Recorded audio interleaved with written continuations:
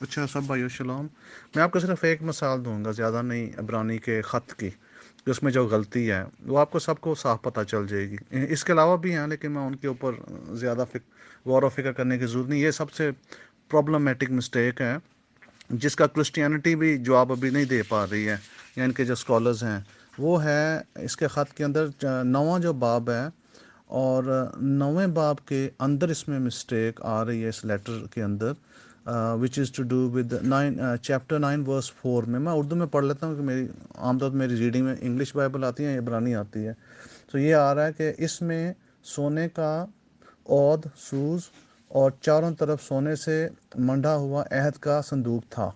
ان میں سے بھرا ہوا ایک سونے کا مرتبان اور پھولا پھلا ہوا ہارون کا عصا اور عہد کی تختیاں تھیں. اچھا یہ آ رہا ہے اس میں انگلش میں بھی پڑھ دیتا ہوں تاکہ کلیریفائی ہو جائے. 9:4 which had the golden censer and the ark of the covenant overlaid round about with gold, wherein was the golden pot that had manna, and Aaron's rod that budded, and the tables of the covenant. By the way, ایرن کی جو rod جب بتائی گئی نا کہ اس کے اندر تھا، یہ ٹوٹلی فیکچولی غلط ہے، کیونکہ ایرن ہارون کی جو چھڑی تھی نا وہ اس کے اندر نہیں تھی. So that's a factual mistake. اس کو آپ دیکھیں جا کے تو آپ استثنا کی کتاب 10ویں باب 3 آیات سے 5ویں آیات تک جو لکھا ہوا ہے وہاں پہ یہ لکھا ہوا ہے کہ ابھی میں اس کو اگر کھول لوں، ڈیٹرانومی چیپٹرز،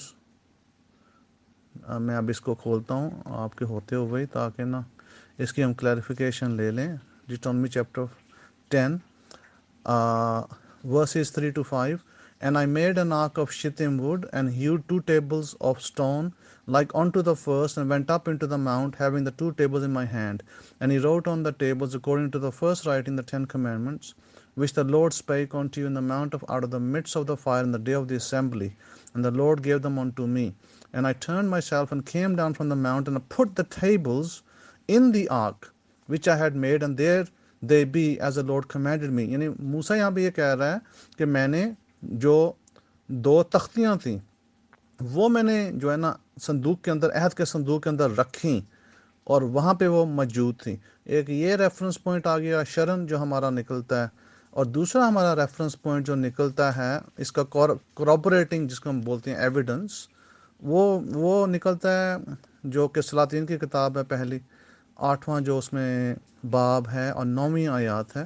اس میں 1 Kings 8:9 ادھر ہم اگر چلے جائیں تو 1 Kings chapter 8 verse 9 لکھا ہوا ہے کہ there was nothing in the ark save the 2 tables of stone which Moses put there at Horeb. میں ابھی اس کی آپ کو اردو میں بھی ٹرانسلیشن کر دوں، آپ یہ نہ سوچیں کہ شاید میں نے کوئی کنی ماری ہے یا اپنے سے بات کوئی بنا لی، تو تاکہ نا یہ پکی بات ہو جائے کہ یہ فیکچوئل مسٹیک ہے اس لیٹر کے اندر. انفارچونیٹلی ابھی یہ اس کو کرسچنز جسٹیفائی کریں جنہوں نے یہ مسٹیک ڈالی ہے، ٹرانسلیشن میں ڈالی ہے یا ویسے ڈالی ہے.